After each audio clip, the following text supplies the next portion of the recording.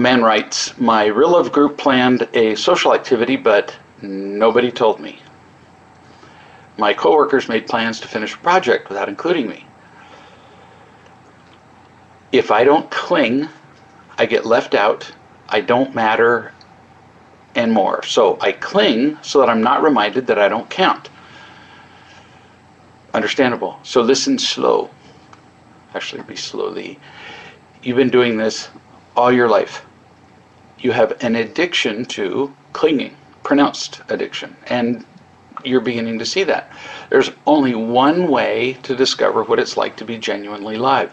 As with every addiction, not just this one, you have to stop your addiction long enough to discover what real life is. Until then, you'll only know what medicating is.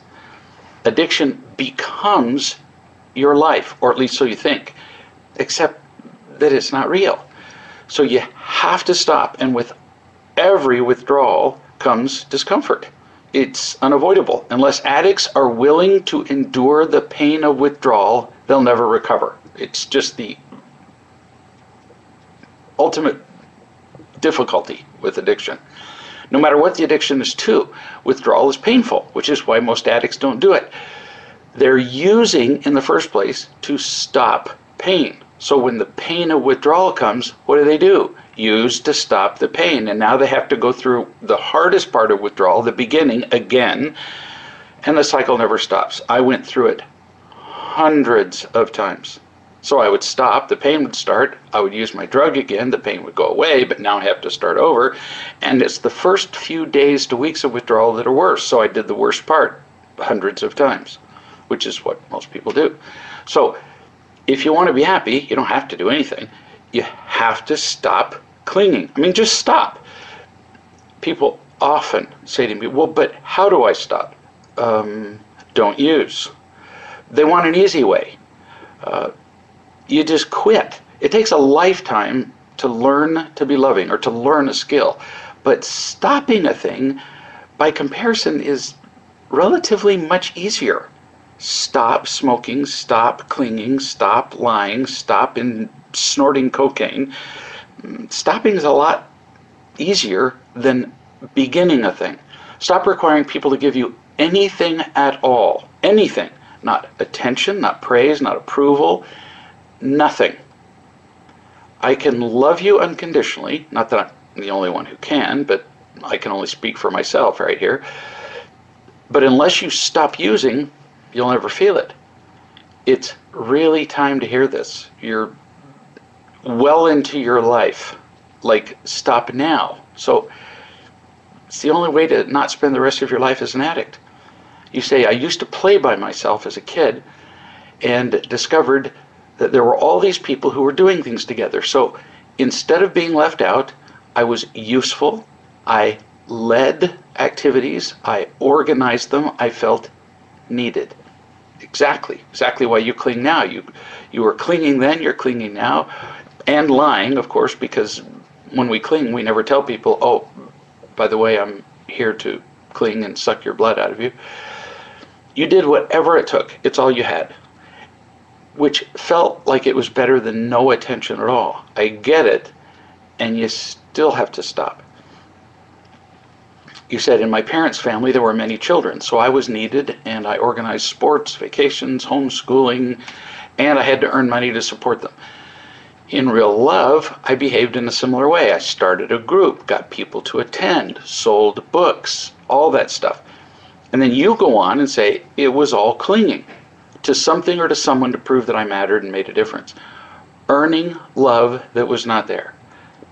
I understand, it's kind of heartbreaking.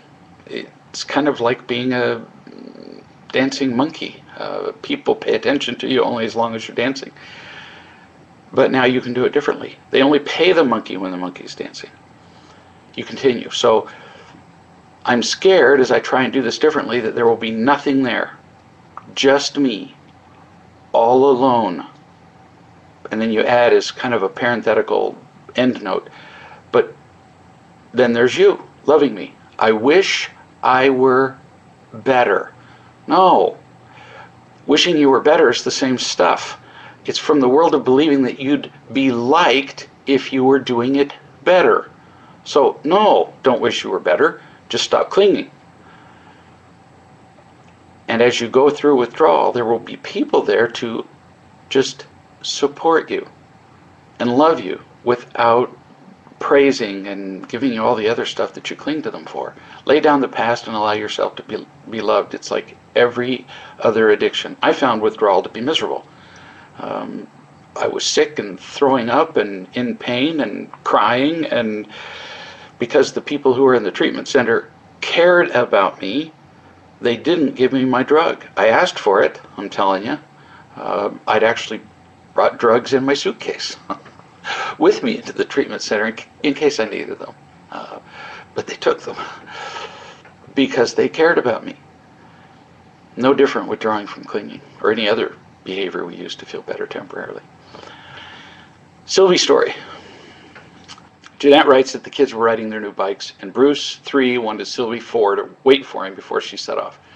She declined to wait and started riding away. So once Bruce caught up, he punched Sylvie and demanded that she listen to him. I still can't read it even the second time without laughing, because Sylvie's this delicate little ballerina flower.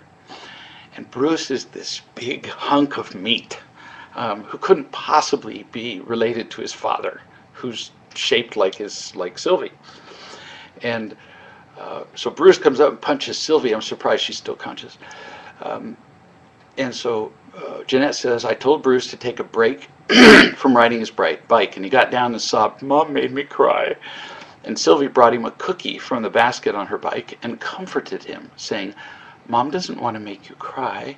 She wants to teach you not to punch, which is about as darling a thing as I've heard in forever, like she's already his mummy. Notice the elements of this story, useful for kids and adults. Bruce wanted Sylvie to wait. This applies to children and adults. She chose not to wait. She wasn't obligated to. Loving doesn't mean doing everything that everybody asks you to do. That is just wrong. And yet as parents, we do this all the time. A child demands a toy from another child, and we demand that the child who has the toy share. You have to share. Well, it's not really sharing if you have to, isn't it? I mean, isn't it like saying you agree to a robbery? She wasn't obligated to wait for her brother. She chose not to, and her mother didn't make her. People have to choose for themselves. Now, that's not to imply that her leaving was loving or not. Don't know. Don't really care. She gets to make that choice. We can't always give people what they want, or it's not really loving, it's an obligation. Now, second element. The mom, Jeanette, imposed a consequence for Bruce punching. She was just calm. That's what a consequence is. If you're going to punch people while you're riding your bike, I guess you'll have to just, put your bike aside and wait till you've calmed down. Or pretty much like if somebody's driving drunk. You're going to have to pull your car over until you're sober. Because his being angry is a kind of drunkenness. Then Bruce blames his mother for his punishment. Who doesn't do that? I've worked with prisoners for many years, and it's a joke in prison. What are you in for? I'm innocent. They all say that. Then Sylvie chose to comfort him and taught him. So she chose to be loving, whereas she chose not to wait for him when she went on the ride. Cool story on multiple levels. Here's somebody who says, my boyfriend and I were both in real love, but then we discovered that we were not ready for a relationship. But now we'll be seeing each other at an occasional real love event. How do we interact? Like casual, kind, polite friends. You greet, but since you've had an intense relationship, intimate relationship, and you've decided to not be together, that you weren't ready for one, once people have had sufficient intimacy in a relationship, they can't do casual friend very well. So you greet and be polite, but you don't keep talking. The day may come when you can, but since you've just made this decision, too distracting. You keep going. As it says in the dating book, we've already agreed that we can't be friends, which is what I was just talking about. Texts, calls, going out together, anything. But I think we can still be friendly to each other and treat each other like everyone else in the community. Kind of, but not. You're not like everybody else in the community. Once you've been intimate with somebody, unless of course you've been intimate with everybody in the role of community, and then it would be like everybody else. So yeah, you can be polite, but touching and prolonged talking, too confusing. You said I was going to ask him what he would be comfortable with, and I thought it would be best to ask you first. I was thinking we could hug briefly in greeting and go out on group dinners, but not sit next to each other or opposite each other. For me, that would be relaxed and loving. But I don't know really what would be best for his happiness. Please advise. So, like I've said, greet briefly, probably not hugging. Too distracting and confusing. Just keep it really casual. If you go to a dinner together, great. Sit at opposite ends of the table. I mean, it's not like treating each other like a disease. It's the confusions.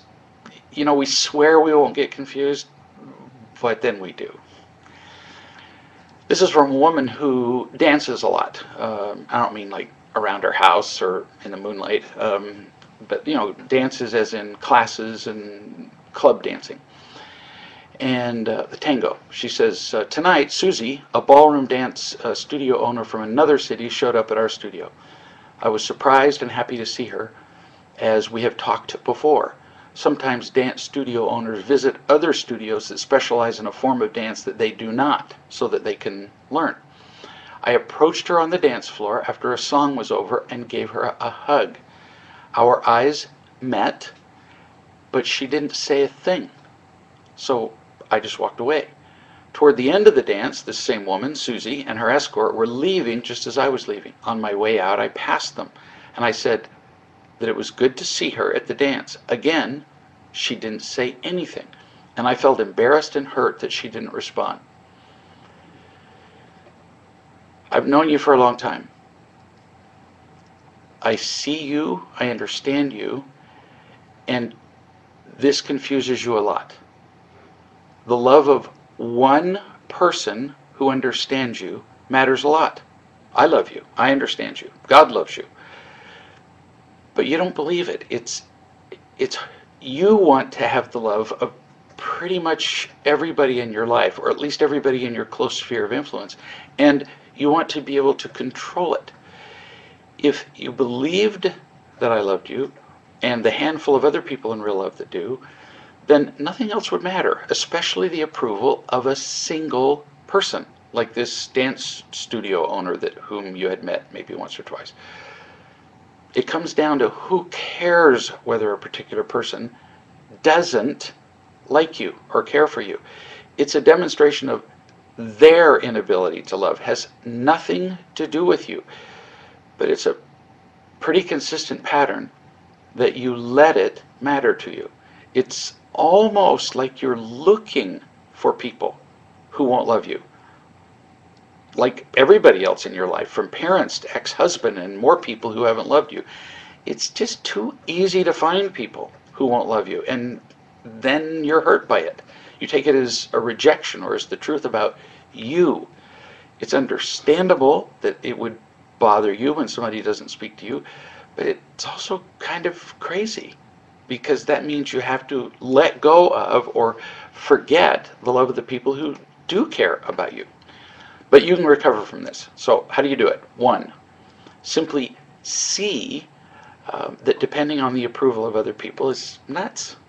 And 2, trust and remember that there are people who love you. I do, God does, I know other people that do. That proves your worth. Done. No more need for proof. If you can find one person who's not insane and who's not intending to use you, who sees you as valuable and worthwhile enough to care about you, then you're worthwhile enough to care about. Period. You don't need to keep proving that. You continue. I still want people to like me. I know. I've noticed that. That's why we're having this conversation. I had an expectation that she would respond like a friend that she hadn't seen in quite a while. I had an expectation that I would be important to her. But I found out differently tonight. Actually, you learned just one thing, that this one person doesn't care about you. But again, so what? Walk down the street and you'll find many more. Open the phone book and randomly call people and you'll find thousands more. You continue. What is it that I'm not understanding about human nature? That people generally are empty and afraid. Really, they don't know how to love. 99% of people don't. It has nothing to do with you. Done. End of lesson. It's not a lesson about you. You keep going. Do I approach people too fast? I approach people in the above manner a lot. I ruined what I thought was a good friendship with somebody else when I approached her on the dance floor between songs and I asked her about her boyfriend, whether I could dance with him. She left the floor in an angry huff. So, the first lesson is, most people won't love you. Let them go. That's the most important lesson. But there is another lesson here about you. And it's from the overall pattern, not from any one person rejecting you. You are desperate for the approval of other people. Why? Because you don't trust the love you already have. You were here for a Real Love Weekend, and there were people here who could love you. Do you regularly contact them? I know the answer to that. No. Instead, you look for virtually random strangers to reject you. So, send me the list of people who attended the weekend with you, and I'll tell you who you can contact regularly, who you could pretty much count on to love you. So that's a list of 12 people, and I'll bet you without looking, I can find 5 or 6 people who you can count on to love you. That's 5 or 6 out of 12, as opposed to the way you do it, which is to go looking in a random collection of people, and your odds are less than 1 in 100. Stick with people who have the capacity to do it, and stop looking for approval from people who can't do it. It's really this simple. You end by saying, I'm thinking that this is a hard lesson to learn. Not really. The real lesson is easy. We've already described that. Find love from the people who have it, trust it, remember it, share it. But the false lesson that happiness can be found by dancing, we talked about this earlier with somebody else, dancing like a monkey so that people will approve of you, that lesson is hard, and there's no end to it. The true lesson really isn't all that difficult. We just have to remember it and not go back to the lies that we were taught from the time we were little kids. Here's somebody who says, lately I've been seeing how selfish I am in my life, but I've still been harboring the delusion that I'm perceptive and mindful to the needs of others. We almost always overrate our virtue. Why? Well, we know we should be more of whatever the virtue is. We want to be that way, and part of us is that way. There was a study done that showed that 50% of men, when asked where they were as far as social skills, 50% of men rated themselves in the top 10%. Well, obviously impossible. We want to think the best of ourselves. You continue. This lesson keeps cropping up daily, small things. Doing things for my kids or friends freely, or so I suppose. Then as soon as they do something I think they shouldn't have, or don't do something I think they should, out comes my secret scorecard. And I ask, how could you, when I've done this and that thing for you? And of course I compare this one thing they did or didn't do against everything I've ever done for them. It's complete trading. You're right. And probably this is active, willful manipulation. Probably a lot of it. Moderately, unwittingly perhaps, I seek out situations where I can be helpful, gracious, kind, saving, where I can swoop in like a caped superhero, and then with a thinly veiled air of superiority, swoop out again magnanimously. Nicely said. But carefully noting it on my scorecard as I go. I know the game well. Played it for many years. And so many of us do that it's considered normal. Many of the great social characters in the world collect points in this way, and then everybody owes them. You continue saying, the words freely given are way bigger than I could see before. I see lots of practicing that I need to do. Good for you. It's just practice. It's just learning. Give what you want. Observe your reaction. Do you want a response? And I mean, like, come on. Do you look to see other people's reaction with any anticipation? When you do something good, do you look around for recognition? Do you look around for respect or gratitude or anything? Are you disappointed if you don't get a reaction? And so on. Do you expect some kind of kindness or respect later?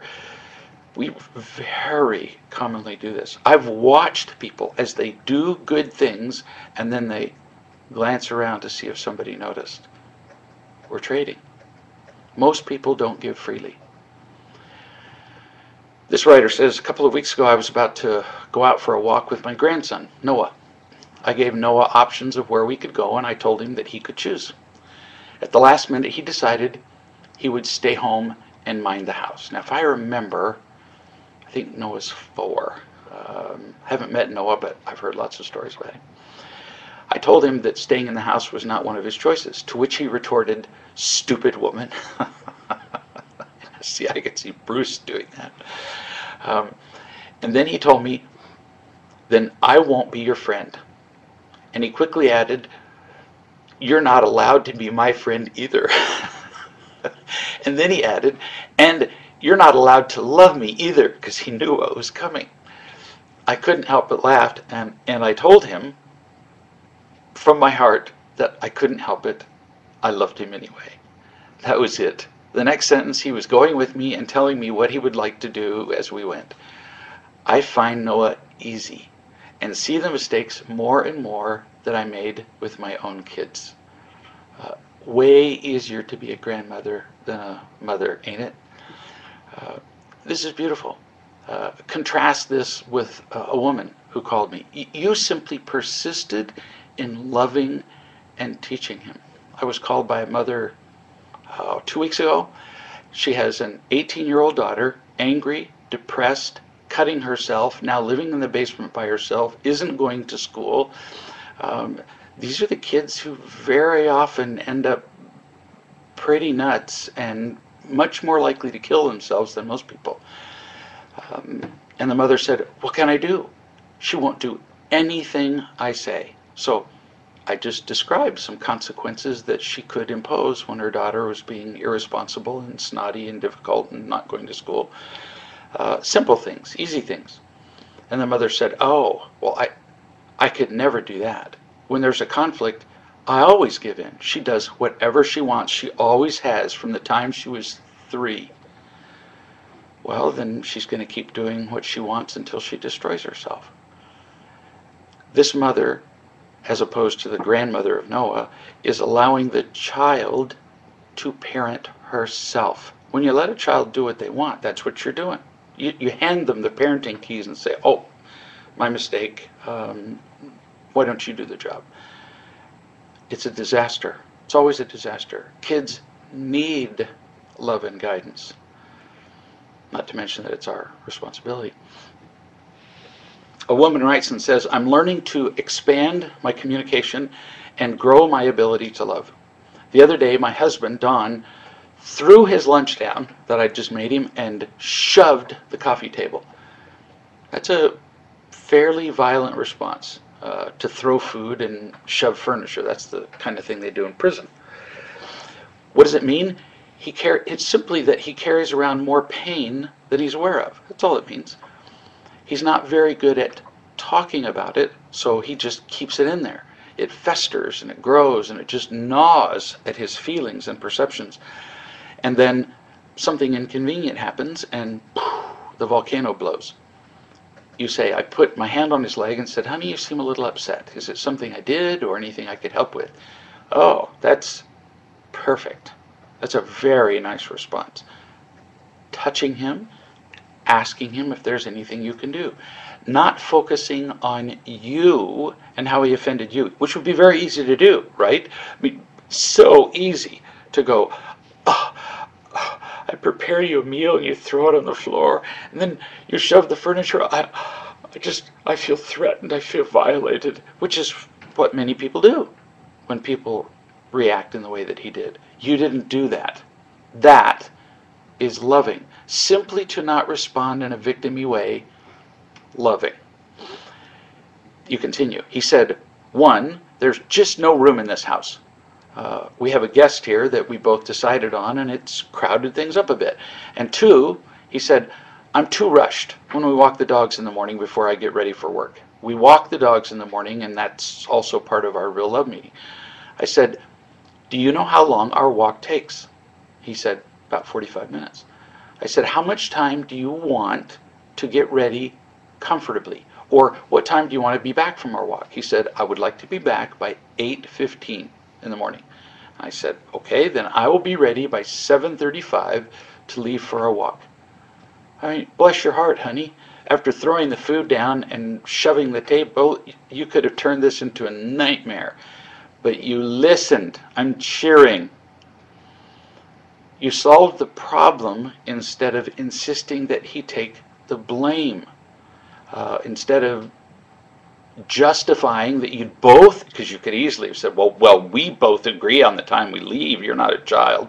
You didn't do that. Or, well, you could make different choices and blah, blah, blah. Nice. So you dealt with this problem. That's the first problem.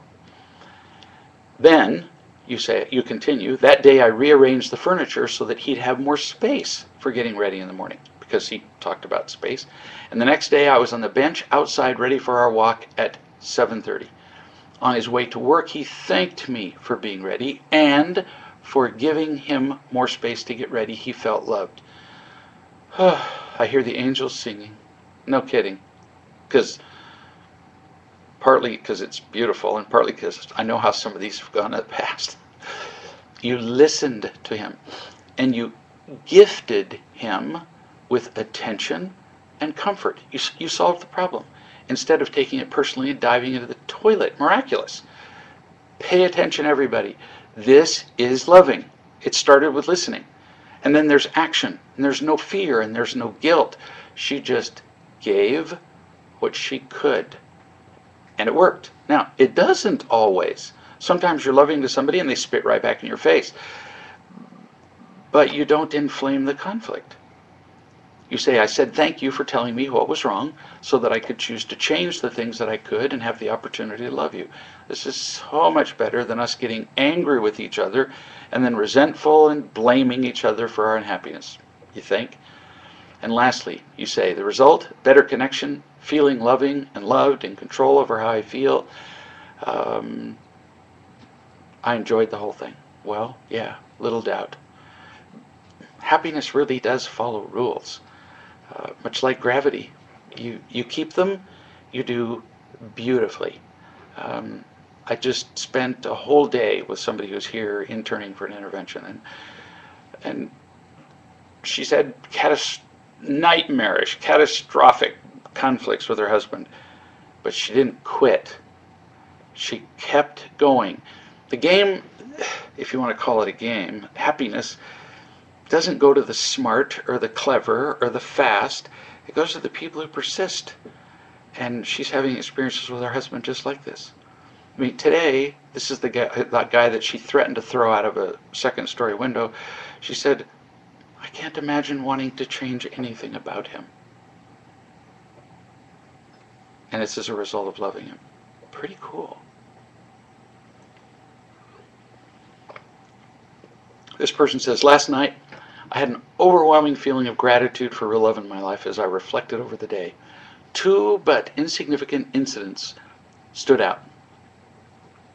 First, being grateful is a pretty great place to stay. You just can't be grateful and irritated, or grateful and snotty, or grateful and anything unhappy. If you can grab hold of gratitude, you win.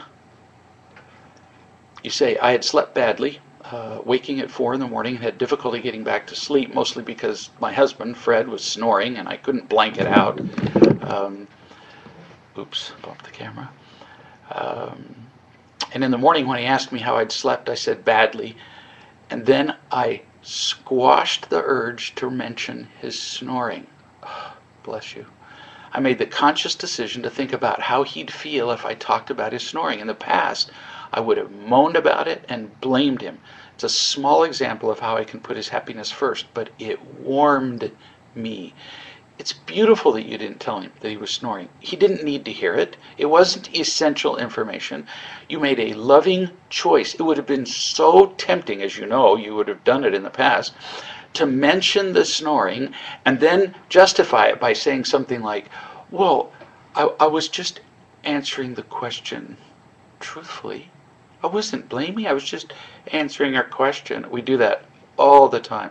I was just answering when you said, well, what do you think? I was just answering your question when I told you that you were stupid, fat, ugly, and lazy. I was just answering your question. So beautiful what you did. You were thinking about your partner. Lovely. You continue. Then my daughter, Lily, faced the consequence of having her lunch taken away because she'd gotten up from the table more than once without excusing herself. Good for you. That's just twice in a row. This is what good mothers do. If you speak a consequence, you pretty much have to do it or you're a joke. You said she left the room and I went to find her about 5 minutes later. She was sitting on the floor looking forlorn, so I picked her up, put her on my lap, and she just dissolved. I just held her till she calmed, at which point it was time to go back to school. On the way, she was happy, held my hand, and more importantly, she didn't attack Tommy, her brother, something she often does when she's had a hard time, just like all the rest of us do.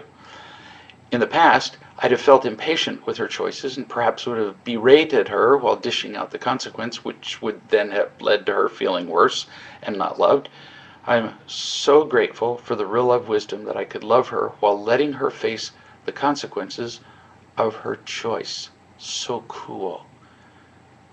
This is good parenting, my dear, and this is trusting.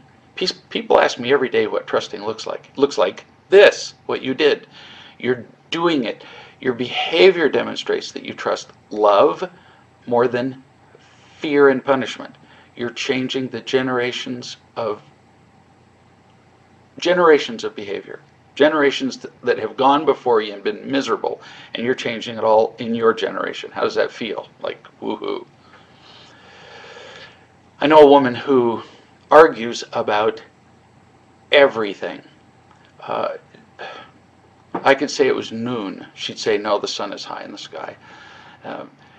She was writing to describe what she had learned about her arguing. In other words, why she argues. She wrote, my pain of being a disappointment to others, this is why she argues, to my parents, my family, everyone, to God, and to myself. My pain of being abandoned, due mostly to being a disappointment. My pain of not mattering, not to any one person in my life. That is the pain that's under the fear that drives my arguing. Beautiful. I'd been trying to explain to her why she argued forever, and she finally came up with this. It's just pain, unspeakable pain, soul-twisting pain. This is true of everybody. It's all that unbearable pain that drives our reactions. And so then we just react. I would try to point out to her that she was arguing. She couldn't even see it. She would be saying but to everything I said. And she couldn't even see she was doing it. Sometimes I would even say, do you realize you're arguing with every sentence I'm speaking? That's really a too easy way to tease somebody, because then, of course, what does she say? No, I'm not. And almost all of us live like this. We're just walking reactions. But we can learn, we can find love, we can feel loved, and begin to make choices. That's really kind of the ultimate power, is when we can make choices, our own choices, to be loving no matter what everybody else is doing around us. That's as powerful as it gets. Here's somebody who says, I'm at my mom's house visiting for a few days. She's a pretty angry, controlling woman. When that doesn't work, she acts like a victim. no sense having just one behavior. She gets angry at the kids a lot, and me too. How would I handle this? So remember, as I answer your question, that I'm suggesting what works, not what you should do. So you continue. My daughter's name is Hobbit. She's 6. And she was picking up her toys before bedtime. And my mom has a habit of helping anytime we do pretty much, anything, because she's a micromanager. That has a horrible effect on kids. They hate it. They hate being micromanaged. It takes choice from them. And kids really, no joke, have a little meter in them when their choice is being taken from them, and an alarm goes off when you take from them a choice that they even have an inkling might be theirs. And it cripples them. It's one of the big reasons that kids rebel against parents, because parents have been saying, no, don't do that. The mother who's visiting today describes other mothers at the play dates where all the kids play together and the mother's just all day long. Don't do that. Don't fall off that. Now be careful. It's endless. We have the ways that we control our kids instead of letting them learn and assuming that they're not completely retarded. So you continue. My mother says it will be easier if you get a bag to put those in instead of carrying them. And she was talking about Hobbit picking up Legos. Hobbit, age 6, says, quote, Grandma, I don't need you to tell me, and she didn't get to finish it. She was saying it pretty matter of fact, but she was cut off in mid-sentence. Grandma, I don't need you to tell me, and that's a perfect answer for a 6-year-old to say, I don't need your help. Or as like little Bruce would say at 3, I do it myself. Yeah, if he can do it himself, then what are you bugging him for? Then you say, my mother got really angry. Well, no surprise here, huh? You heard this all your childhood. Your mother get angry and try to control you, and your adulthood, and it's intolerable. It's completely unacceptable to treat a child this way, to be angry. There's no allowance for it. You keep going. Mom was yelling and telling Hobbit not to talk to her that way, that she doesn't approve it. She went on and on for a bit. Hobbit was clearly hurt by it and told me as much later when we went to the bedroom to talk. You think?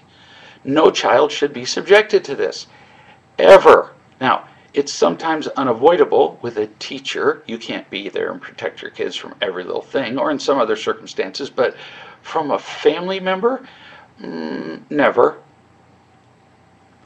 You keep going. So this is what I did. Tell me if I should have done it differently. I let my mom have her tantrum, and then I talked to Hobbit privately about why Grandma did that. I told her that what Grandma does doesn't have anything to do with her, my daughter. That Grandma feels unloved. It's very nice. Also that while she, Hobbit, didn't say or do anything wrong, saying certain things to people will sometimes cause that reaction. I reminded her that I love her, and she was happy with that. Now, that's a perfect handling of that situation with your child. You did great handling that with your child. And it would be perfect overall if the adult had been a teacher at school, or a store clerk, or the mailman, or whoever that you're just going to run into now and again. But not so much with her grandmother and your mother. So you could do this. Again, not should, but you could. It would be quite a bit more effective. First, you tell Hobbit in a loving tone, without any sense of urgency, to go into the next room, and you'll be there in a minute. And you do that the instant your mother is irritated. I mean, as soon as your mom interrupted Hobbit from telling her, I can do this myself, you say, Hobbit, you go into the next room, and I'll meet you there in a minute. Then you turn to your mother and you say, Mom, I love you. I know you want to love Hobbit, but being angry at her is not the way. Now, I realize at this point that Grandma is probably already interrupting you, just like she did your daughter, and justifying herself or whatever. So you raise your hand and you say, Mom, You have a choice to make right now. You can let me finish talking, or we will leave, because you're at her house. We will leave this minute, and we won't come back until you listen carefully to what I'm saying. So you choose. You listen or we leave now. If she keeps arguing, you pack up and you leave. Right then. She's not going to listen to anything but your behavior. She doesn't believe you'll do it. It's highly likely that she'll be motivated to listen by your telling her what will happen leaving, or what is happening. You're packing up to leave. Take your pick. If she agrees to listen, then you say, Mom, what children need is to be loved, first and always. Loved unconditionally, and that means no anger or disappointment ever. And because your mother's going to be having this objection, you say, no, it doesn't mean spoiling them. But back to Mom. You say to your mother you can teach them without anger or micromanaging them. And you can do whatever you want, but I'm telling you that you will not micromanage Hobbit and tell her how to put away her toys, for example, ever again. You can tell her things like, we're having dinner now, come to the table, fine, that's informing her. You can tell her to look both ways before crossing the street, fine, these are all necessary instructions. But not how to play, or how to clean, or how to do little piddly stuff. And there will be no disappointment or anger with any of it. If you do, I will stop you every time. And in the future, I won't send Hobbit into the next room. I will stop you with her present. And if you persist, we won't come back anymore. You did the controlling and the anger thing with me, and you do it everywhere in your life, which I can't control. But I am Hobbit's mother, and I will see to it that she is not injured in a place where she should be able to trust that she'll be loved. I just won't. Now, you do this without anger. You do it with a similar tone of voice to mine. Very direct, firm, but not mad. Even if you don't do it mad, she's not going to like it. But there is a possibility that she will comply, mostly, of course, because she'll be afraid of losing her granddaughter. Well, whatever motivation works. You continue. As an aside, I learned that Mom has spanked Hobbit in the past when she was watching them for me. If she does it again, I want to tell her I won't be coming back. You ask, is that too harsh? I don't want my kids spanked. I doubt that asking her not to spank would work. No, honey, not too harsh, as you've probably gathered from my answer to this point. I would make it even more strict, as I've already said. If Grandma persists in even just in anger, never mind spanking, you won't go back. Hobbit needs to know that you support and love her. Hobbit deserves your protection in a situation where she should be able to trust her grandmother. And you can tell Hobbit Grandma doesn't mean to get angry. It's just what she learned. And you can teach Hobbit what to say to Grandma if she gets angry when you're not there. Hobbit could say, for example, Grandma, I won't stay here if you're angry at me. I will go into the next room. And let Hobbit know that she can always tell you if Grandma does this. So like if Grandma says, now, look, I know I got angry, but don't tell your mother. You're going to let Hobbit know, no, there are no secrets like that you keep from me. If Grandma gets angry, you do tell me. Now, the only exception to this rule is when me, Grandpa of my children, when I drive too fast on the ATV, my grandchildren are not supposed to tell their parents. But we've all agreed to this. You have an obligation as Hobbit's mother to give her a safe place.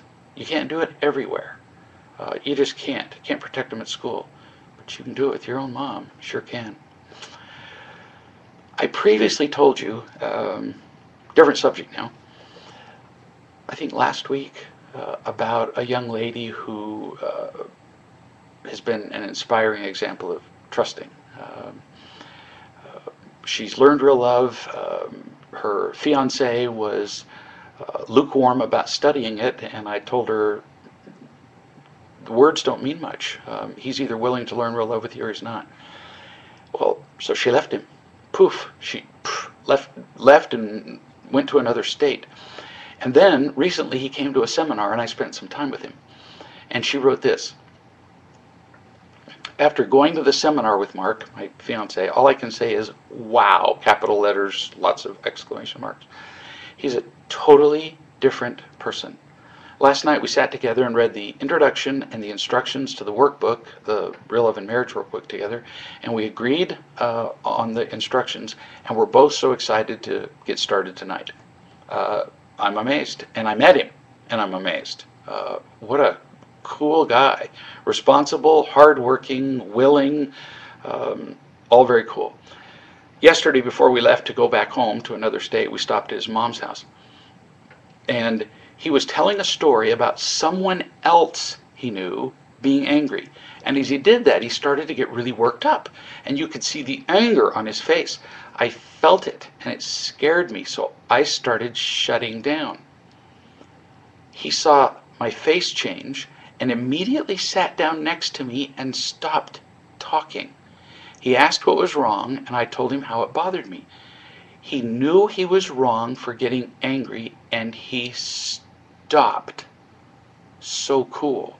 Actually, kind of miraculous. I mean, here's a guy who's just learning real love. It's not just that he stopped because he realized his anger was wrong. He heard that at the seminar. That would be a miracle enough.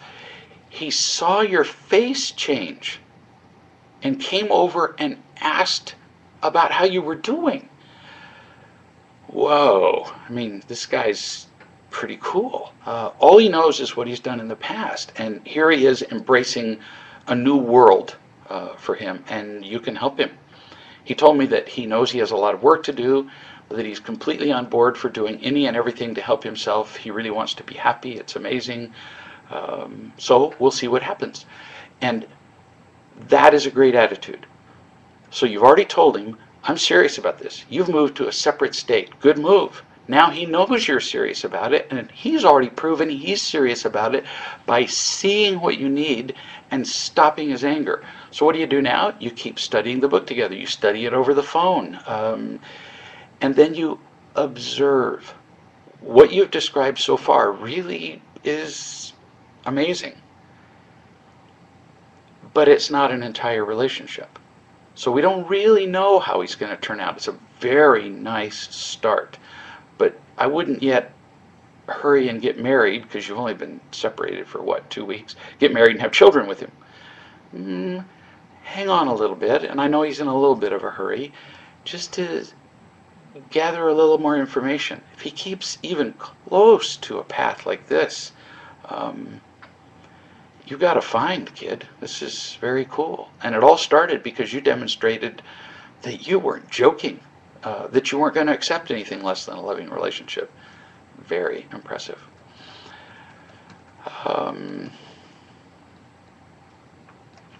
In a recent blog entitled, this is somebody writing me, it's the blog entitled, Why Do I Love You? You wrote, you meaning me, why am I able to see you when so many others, even you, often cannot? Fear. Most people are afraid all the time, and in that condition, they can only be blind to you. I'm simply not afraid. And in that condition, I'm free to see you and love you. That was me talking. Then the writer, to me, continues. I'm working on seeing myself as I abandon my behaviors, and it's very disconcerting. I've heard you say that there's no fear in love, and that by allowing love in, we lose our fear. I still have lots of fear, and I still use behaviors. Does that mean that I'm not letting the love in? There are times when I feel it, and then those times are becoming more frequent, yet I still have fear a good part of the time, especially in my closest relationships. Can you tell me more about what it's like to let the love in completely? How do I know when I'm not letting it in completely? How do I feel worthy? Can you talk about this, what it's like to not be afraid? When you're not afraid, you feel confident, not cocky, confident, strong, not overpowering or overbearing, just strong. You don't feel angry. You tend not to get anxious. You know who you are. No matter what happens on the outside, you still know. You don't avoid people who disapprove of you. You're not afraid of them. How do you get there? The usual ways that we've talked about on many, many occasions. You can find it on the website under Real Love and Finding Real Love, or under the navigation bar under services, and you can find loving people to talk to. Lots of ways you can find it. But it's a gradual process. Like you said, sometimes I feel it, sometimes I trust, sometimes I don't. Right. If you're waiting until you trust completely and until you feel completely unafraid, until you feel like you're moving along, you'll become very discouraged. So contact wise men and women who can help you in this process of finding it, trusting it, remembering it, who can give you feedback about how you're doing so that you go neither direction, crediting yourself with too much progress, as many people do, and then they deceive themselves that they're doing better than they are, or being too hard on yourself, in which case I just talked to a young lady earlier today who's doing beautifully. She's made huge transformation in her life, and yet what she talks about is how awful she can be because she made a mistake that day. No, we need to kind of lighten up and not compare ourselves to perfect. Just be occupied with taking the next single step in finding, trusting, and remembering and sharing love. And we do that one step at a time, we get there. It was actually Chairman Mao who said a journey of 1,000 miles begins with a single step. It's the same with love. See you next week.